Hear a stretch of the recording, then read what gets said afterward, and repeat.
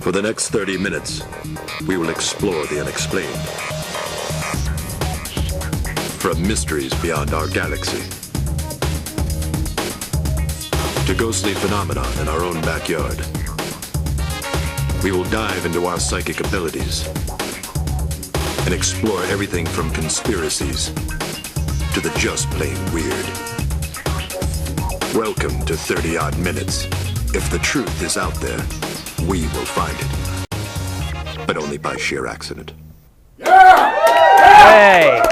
Woo! Thank you. Thank you. Thank you. Thank you. Thank you. Please, stop. Stop. Thank you so much. All right, enough.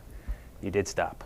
Welcome to 30-odd minutes. I'm Jeff Belanger. It is awesome to be here with you tonight. Very excited to be here from the graveyard. I got dressed up, you can tell. This is my very best tuxedo printed t-shirt. And I'm just excited all around because we have a great guest, a great topic, demonology, ghosts, haunted places, history, all that stuff comes together when we talk about the paranormal. So thanks for jumping in with us. Want to remind you guys, if you're watching the live stream on 30oddminutes.com, you can jump in our chat room anytime. Sarah and Rob and Oddbot3000. Hey, he looks good. Oddbot is looking awesome. They're all in there waiting for your questions. You can ask them of us, pass them up to our guest, and have a good raucous time. Make requests. Maybe we'll do songs tonight. Who knows? Want to tell you, too, if you want to write to us, info@30odd minutes. We did get an email this week. Check this out. Pretty cool. Dear 30-odd minutes, love the show and have been watching since I first found it. Hope you found it a long time ago. Keep up the good work because the show keeps getting better and better. You saying we're not that good? I was wondering if you could do an interview with Oscar, the nursing home cat who lives at Steer House Nursing Home in Rhode Island. He would certainly fit in with the name of the show. From Linda in Bellingham, Massachusetts. Hey, we got 2 cats in Rhode Island that do that. Rhode Island. 2 tabbies of death. You are the coolest state by far because you have 2 Grim Reaper cats. And actually, Linda, just to inform you, we did try to get an interview with that cat, but his agent just isn't returning our calls. Yeah, maybe if we get a little bigger and better, he will eventually do that. But good suggestion. We would love to do an interview with a feline. I'm sure that would be a very fast 30 minutes. A lot of firsts. Whoa, somebody step on something. All right. Great. Hey, also, your field reports. We love them. People are sending them in. And we got this one this week. Check out this 30-odd second field report from Manhattan, Kansas. 30-odd seconds. 30-odd seconds. Jeff, this is Jack Talbert reporting with 30-odd seconds from Manhattan, Kansas. In 1997, May, there was a group of 30 people all camping out near the lake. All of them witnessed one event at the same time, a glowing orb that came out of the sky. Now, it was a moonless night and the stars tend to twinkle. This didn't twinkle. It had a nice, clear, sharp edge to it. It hovered over the encampment, flashed 3 times, and it left. And it happened just over the rise of that dam. This has been Jack Talbert in Manhattan, Kansas with 30-odd seconds. Jack Talbert, thank you. Well done. Way to do it, Jack. That's it. That's what we're talking about. Who's the Well guy done. who yawned in the background? I don't know. I have no idea who was yawning. But that was good. Jack, thank you so much. Everybody else, send in your clips. Go take a video of something weird, something strange that you've experienced. Send it in. All right, we're here in the graveyard. It's kind of a cold night and kind of the perfect night to talk about ghosts and demons and monsters. Very excited about our guest tonight. Want to tell you about Carl Johnson. He's appeared on many episodes of Ghost Hunters as an investigator and demonologist, along with his brother Keith. He's been a guest on countless radio and television shows, including Animal Planet's The Haunted, brand new stuff. Tonight he's all ours, live in our studio. How cool is this? Please welcome Carl Johnson. Yeah! Good to see you. Hey! Hi there, Jeff. It's good to be here. Thanks for braving the cold with us here in the cemetery. Oh, yes, you'll have to excuse my periodic throat clearing, but Yeah. it's that time of year. No problem. But did you know anybody here? Or Yes, I knew Matt Moniz, Andrew Lake, you, of course. God rest them souls. I know. They're troopers. They're here. They are. Well, Yeah. thank you for coming up here. We appreciate it. Ghosts, I mean, we live in New England. We can't get away from them. Right? They're all around us in New England, yes. They are all around. Well, it's one of the first regions of the country that was settled, populated. You know, there was first the Virginia colonies, and then the settlers moved up to New England, so a lot of memories residing in New England. And what I appreciate very much about what you do is that you have a love of history, which to me you can't discuss ghosts without also discussing history. The subjects are married, they've been lovers before, and they were soulmates. Really passionate stuff. Well, every ghost has a history. You just may not ever find out what it is. Right. Now, one of the places I do want to talk about tonight, Slater Mill. Slater Mill, I'm familiar with that place. I know you're familiar. We have pictures. We have a picture of Slater Mill that's going to pop up any second. Wait for it. Wait for it. Slater any Mill. Second. There it is. Here Boy, we that are. looks familiar. So built in 1793 by Samuel Slater, was a successful plant right from the get-go, right? Making cotton thread first? Oh, yes, it was. Actually, it was the beginning of the factory system in America. It was the first successful cotton spinning mill in America. And within 30 years of the opening of Slater Mill in 1793, 100 mill factories have been built along the Blackstone River, all drawing from the current of the Blackstone River to run their machinery. Right. And how long have you been affiliated with this place? I have been working at Slater Mill as a tour guide for 4 years now. 4 years. Okay. I know. If you go to the website, actually, you can see, and we'll have a link to that off of 30oddminutes.com. You can see a picture of you giving ghost tours. Ghost tours, yes. Ghost tours, yeah. Well, I wish I had $20 for every time somebody on a tour had asked me, "Is your mill haunted?" Well, I've worked there for 4 years now. I can say, in my opinion, yes, there is paranormal activity rife in Slater Mill complex. And because of the hauntings there, we thought it would be a good attraction to have ghost tours in the evenings. Of course, when we welcome our guests, I tell them, you can't guarantee there will be paranormal activity, but you'll hear some of the history behind the history. Right. But to our pleasant surprise, there has been some level of paranormal activity on every ghost tour we've ever conducted. Interesting. That's is this a guarantee? I don't want to guarantee it. It's just that it always has happened. Right. But maybe if it keeps on, I'll start giving a guarantee you will experience ghosts here. One of the things that I learned years ago, talking to lots of historic places and researching them and things like that, a lot of them just seem to have haunted histories. They've seen some tragedy. They've got years behind them. Sometimes it's just a matter of time. You've been around for centuries. You might pick something up. But one of the other things is that ghosts can be a really powerful learning tool. And one of the things that there was a location, Fort Calgary in Alberta, Canada.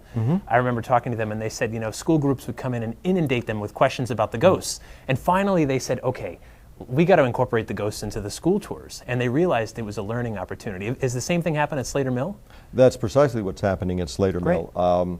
Because the students will come there now and they'll ask, can we hear about the ghost?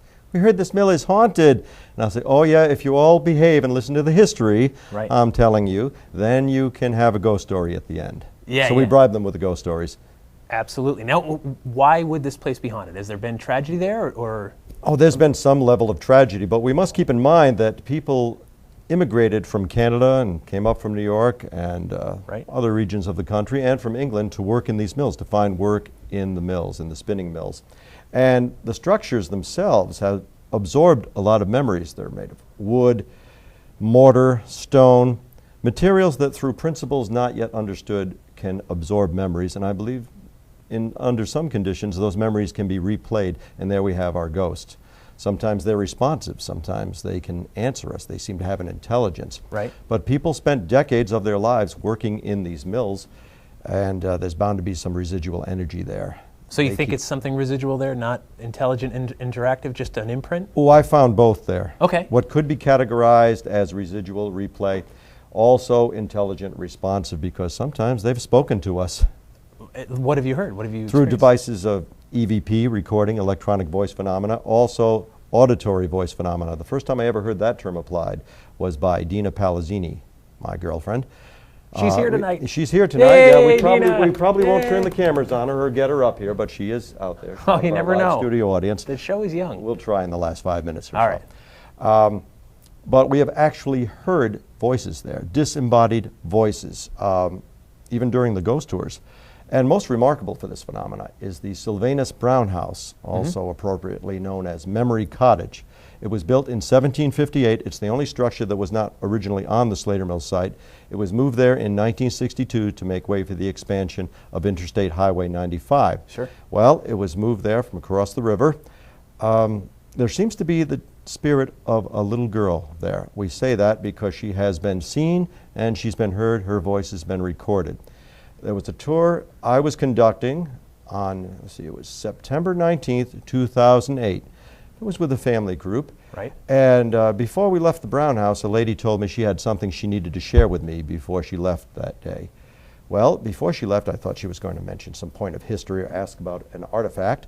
This lady told me that she was looking down at the spice garden in back of the Sylvanus Brown house. Right. She happened to glance up one of the upstairs gambreled windows looking out from the unrestored bedrooms on the 3rd floor. Looking down at her was the form of a little girl in old-fashioned clothes. This lady told me she looked back down at the spice garden, then somewhat apprehensively looked back up at the window. The little girl was still looking down at her. I asked her if it was anybody who worked at Slater Mill, any costumed interpreter or tour guide, and she said no, this was a little girl. I believe this lady was sincere because her bottom lip was trembling when she told me that. Now, since then, we've heard the girl's voice, we've heard shuffling around in this house, objects have been moved, and Friday the 13th of 2009, Friday the 13th, things tend to happen more on Fridays for some reason at Slater Mill. Friday the 13th, we had a group of investigators, paranormal investigators, from Long Island, New York. In fact, the name of that group is the Paranormal Investigators, so people always know how to refer to them. Right. The Paranormal Investigators Good are coming. name. Well done, guys. So they were our guests at historic Slater Mill site, and we were downstairs in the kitchen area of the Brown house. Right. I related that story of how the tourist saw a little girl looking down at her from the upstairs window. As soon as I told that story, all 7 of us clearly heard the laughter of a child just coming out of the air. I opened the door to look outside to the garden. There was nobody out there, but we all heard that, all 7 of us, and it is recorded. Right, right. That recorded. There's something about the ghost of children that I think resonate with all of us, right? The innocent, the loss of innocence, and it's those stories that we tell and retell. It hits the heartstrings. It's different than anything else. Right, to think of a child suspended in time, and I don't know if they're trapped there or if they're there by their own will, but she seems to be attached to the Sylvanus Brown house. Right. We don't hear her outside or see her outside. One of our guests saw a little girl, looked about 9 years old, in a white dress walking from room to room. Nobody was in there. Right. Yes. So now, but that house was moved, right? That's not its original location. It's been moved 3 times. This is his 3rd placing. Okay. Yes. Which is always interesting because there's a place in Massachusetts called Old Sturbridge Village. I'm sure you've heard of it. Yes. Where none of those houses were from there. They were all brought there, and some of them have haunted legends, which is interesting, you know, so attached to the house, attached to the land. It's strange. It's like a contradiction. Why would there be memories? Why would there be the replay of these personalities who lived in the houses if they've been moved? But maybe that provokes a haunting. Right. Maybe that's part of it. The child spirit, I would think, was attached to that particular house, and when it was moved, she came with it. And even though the house has only been positioned there since 1962, she seems to be attracted to the garden outside the spice garden. Oh, very cool. Carl, we actually have a question for you in our chat room. Sarah, please do tell. We do. We have one from a guy who lives in Boulder Creek, California. He lives near a lodge that's currently being remodeled, and the rumor is that it was haunted, now it no longer is. They want to know, is it possible for a remodel to actually drive away ghosts? Remodeling, refurbishing can have 2 effects. It can either quell the haunting or incite a haunting, stir up the psychic dust, so to speak. Yes, I've heard of that happening several times, where when a house is redone, repainted, remodeled, that the haunting is no longer active. Why that would be, if the ghosts no longer identify with that house, if somehow it drives them out, it seems to apply. Remodeling can do one or the other, but it will usually stir up the haunting, make it more active, in my experience. Yeah, no, that's certainly things we've received emails about, things like that, stirring things up. Speaking of stirring things up, we have to take a quick break for a very odd fact. And now, an odd fact with Matthew Moniz.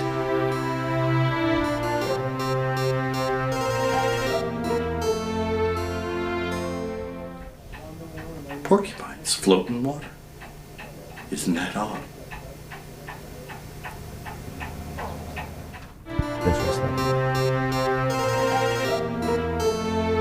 This has been an odd fact. Very odd fact. Not a very useful one, but an interesting one, yes. We love you, Matt. We do. We passionately love you. I love you guys. Oh, it's so good. If I may ask, was Matt seated in the Lizzie Borden house? Those furnishings look familiar. Well done, Spot sir. on. You Spot are on. correct. I told him earlier. Come on. Yes, he did. All right, very Andy good. told Oh, me. I was almost so impressed. Come on. So It looked familiar. okay, there's a picture on the Slater Mill website of a ghost allegedly captured there. Andy, can we bring that up? Yep, he's working on it. There we are. Oh, yes. We know this one. Now, I happen to know a producer at the History Channel who may have been clued into this. You've seen this, right? I have seen that, yes. Now, this is the real deal? Actually, that is a fabricated ghost. We have a mannequin positioned in Slater Mill. Right. And her name is Ginger, and we just propped her up against a window. Right. And she looks pretty cool on the cards we use to promote the ghost tours. Right.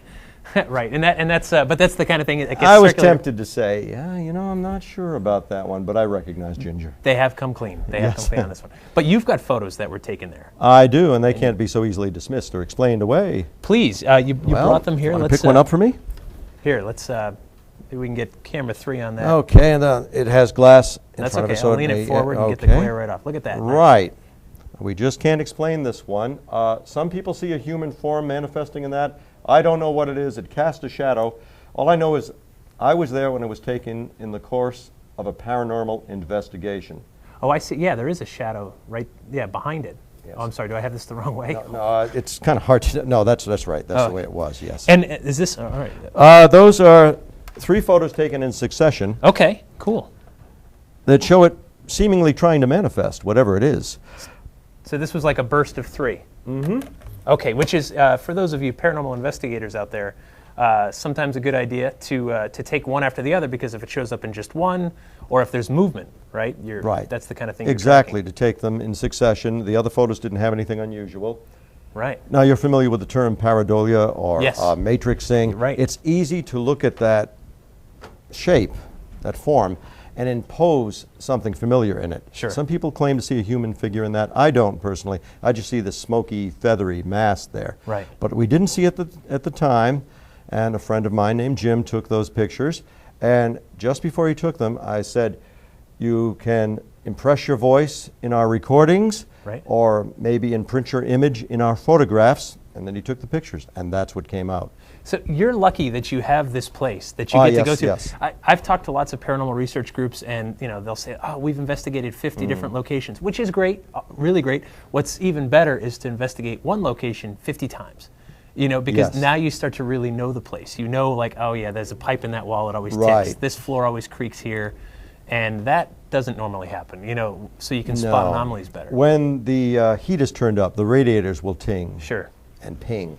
So we know to dismiss that, but there's so much we just can't explain away. Yeah. People are so skeptical and don't want to hear about ghosts, have been touched, pushed, ladies' hair lifted. Right. One young lady went into one of the mills and she was scratched. And those photographs were actually taken inside of the 1810 Wilkinson Mill. Wilkinson Mill is made of 3-foot thick rubble stone walls. They had to be that sturdy to withstand the tremors produced by the great water wheel within. And we still have an active water wheel inside the Wilkinson Mill. Oh, neat. Now, when that's turned on, we tend to have more reports of what's presumed to be paranormal activity.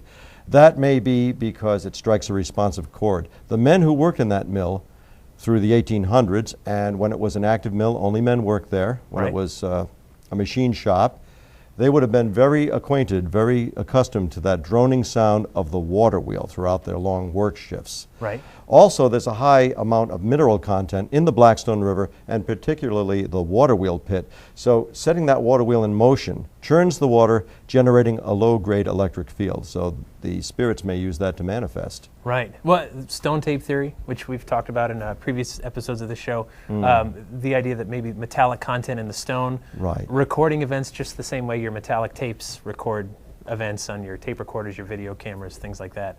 Well, it's a 5-story tall building, and the walls are made of rubble stone. Rubble stone contains traces of quartz, minute traces of gold.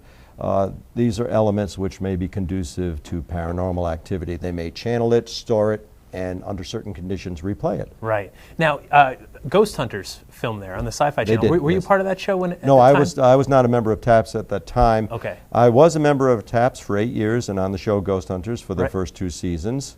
And now, you watched the episode where they investigated Slater Mill. I did indeed, yes. What's the, I mean, what's the difference between a television show investigating and a real investigation? Well, you've seen both sides. Yes. A real investigation goes on for hours. It may last an entire evening till sunrise. And on the television show, that's encapsulated into an hour format. Sure. Even less. If 44 minutes, really, yes, yeah. Really. Yeah. So you don't really see everything that goes on. You don't see the long waiting, the reviewing of evidence, which takes a lot of time. Yeah. So it's condensed. It seems more active and exciting. Right. If activity manifests, it happens almost right away. Right. But there's a lot of waiting involved in a paranormal investigation, as you know, setting up cameras, trying to stay awake. A lot of coffee. Right. a lot of caffeine, energy drinks. Coffee. Yeah. That's a primary difference. And in television shows, you tend to get more dramatic results displayed. However, sometimes you hit the jackpot in a genuine paranormal investigation, and we have in Slater Mill, the adjacent Wilkinson Mill, and the Sylvanus Brown House. Right. It's just that I may work there for a month and not experience anything. Then twice in a week something will happen. Yeah, yeah. And I think the paranormal activity is more startling and a little more unnerving when it occurs in the daytime. It's like there's no getting away from this. When you see something move before you, propelled by an invisible force, that's a little more spooky in the daytime, I think. You almost expect something unusual to happen if it's night. Yeah, absolutely crazy stuff. All right, we do have another question for you in our chat room. Please, Sarah. Happy. Rob. Yes, a Alabama Bobcat wants to know where your favorite haunted location is and why. Who to plug? Oh, there are so many, so many. I think presently my favorite haunted location is Tower Hill Road in Cumberland, Rhode Island, because you have a plethora of paranormal activity reported there. I've experienced some things there. Dina certainly has experienced things there since she grew up in Woonsocket.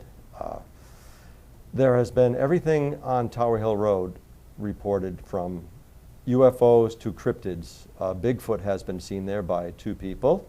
The ghost of a little boy on a bicycle crossing the road, he's been seen numerous times. Too many people have reported that to just dismiss it as imagination or storytelling.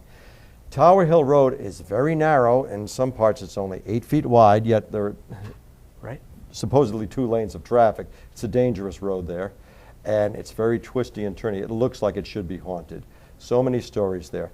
And it's a nexus, it's a corner of actually what's designated as the Bridgewater Triangle, and it's just in the periphery of that. There's the Cumberland Monastery nearby, and that's a site for many reported hauntings. Tower Hill Road is just a spooky place, and there's a dense forest on either side with paths cut into it. Right. 2 people have reported seeing what was described as a Sasquatch or a Bigfoot there. Monkey. Yeah, man-monkey, a Man towering monkey, smelly man-monkey, in detail, too. And I found footprints there that the classic Bigfoot footprints, some were 16 inches long, some were 14 inches long, and they look like bare footprints. I just can't explain them away. Why would they be there when I happened to look there? But there they were. I'm thinking maybe we do a live show. That's not too far from here. Yeah, bring a remote camera out there to... No, it would be the whole studio. I think we could do sit-down interviews. The studio you can move out there. Yeah, just put it on a truck bed. We should bring be it out doing a there. live, we should definitely do a live show. All right, we do have to take a quick commercial break here from one of our sponsors, which is actually us. We'll be right back. Yeah, it's working out. We here at 30 Odd Minutes are professionals. We take the paranormal seriously, and we document everything. Do you have what it takes to be an oddball? Are you going to a paranormal conference, a quirky legend trip, or a paranormal investigation? If so, grab your camera, take some video, and send it in. We want to see what you captured. See our website, 30oddminutes.com, for more information. Thank you, Jeff and crew. Yeah, send us those videos. We love them. Good promo. Yeah, no, we try hard here. Don't always succeed, but we try. You keep trying. We will keep trying. We will absolutely keep trying. So let's talk about some of the methods that you use. You brought some toys here. Yeah, it's a little show and tell, along with the pictures. Cool. The dowsing rods. Yes. Or divining rods. Right, here, that because they are used as a tool of divination. Now, I don't want to take anyone's eye out, but please, I've used these maybe once before. Fortunately, they don't have sharp tips or edges. That's good. Well, what are we looking for? Right now, they're in the neutral position. The code I use is for no or neutral. The rods extend right out in front of us.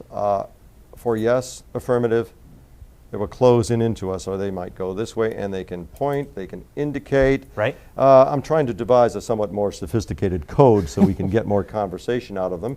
But let's see Look if at they'll this. do anything. I'm not really doing Well, anything. they are steel rods with copper grips. It Also likes your good- watch, I think. Apparently. It's My watch stopped working some time ago, so I don't think that's drawing it Okay. in. Yours is active already. Wow. I'm just It's almost holding as it. odd when they don't do anything. And you notice you can't manipulate these without a very obvious motion of the wrist. Yeah, yeah. Mine let's likes see. you. Well, let's ask a question. Is there a spirit here in the studio who wishes to communicate with us? If so, yes, move the rods in toward me. There we go. Huh. There is a spirit here. Or you're sitting on top of a water pipe. It could be, yes. Maybe there's a water line underneath. You know, surveying companies, some of them employ talented dowsers. Absolutely. Dowsing hasn't been proven, but it works on some electromagnetic principle. This rod very much likes you, Carl. It's I've used those before. yeah. It's And when we have communicated with the spirit, the child spirit, we think, likes you It too. likes me In the too. Sylvanus So- Brown house, it will indicate the child's age. It always spins around 7 times. Huh. Let me ask another. Oh, I feel a breeze on my hands. I should stick my An air current. And yeah. Did you want to ask a question, Jeff, or ask? Yes. Who's going to win the Super Bowl next year? Well, how can it? I don't know. I'm just hoping. You'll have to go through some teams. Okay. Yeah. Yeah, this could take a while. You're This- overtaxing. They're going to start smoking soon. This is really no, but so here, when I grew up, I had a friend whose uncle worked for the water company and was a dowser, and so I never really thought of it as anything paranormal. He's like, no, I use the forked stick, and that's how I find where to dig the well. I just thought that's what everybody did. It didn't. So that's what I was Right. exposed to as a Well, child. they're a tool of divination, and they give us something visual, Right. so we can get an immediate response. Is this all that different than, say, a Ouija board? I think it's a little less tricky than a Ouija board.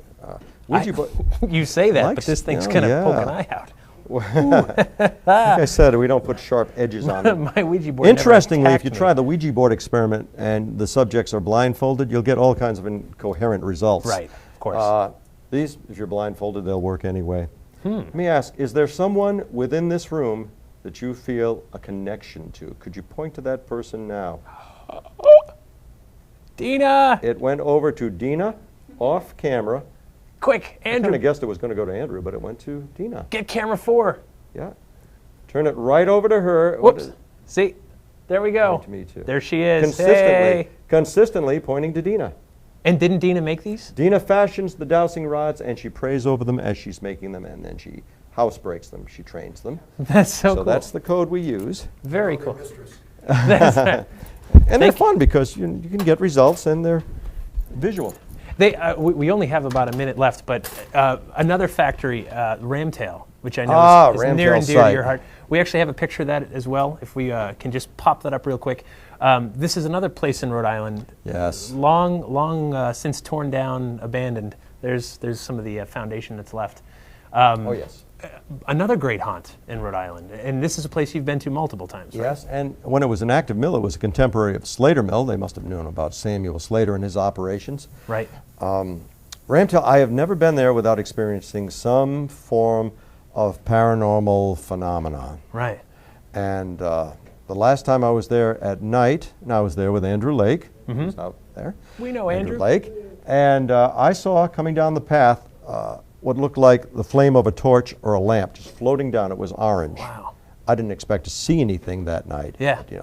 But, auditory phenomena is experienced there commonly. Rappings, moving around, shufflings, footsteps. Right. And sometimes these are photographed. But I saw this yellow flame, like an S curve, Right. moving down the path, and then it just dissipated. You know, here's the thing. We live in a country where we don't make so many things anymore. No, we don't they're manufacture the imported. way we used to. It's so much is imported. Does this harken back to a better time when we used to make things? What is it about that? But we are actually up and out of time. Carl, thank you so much for joining us. My pleasure. I really I didn't know appreciate if I'd run out of time because Keith's not with us tonight. I know. But, Sorry Keith couldn't be here. He was under the weather, but we will miss him. Folks, until next time, please stay odd.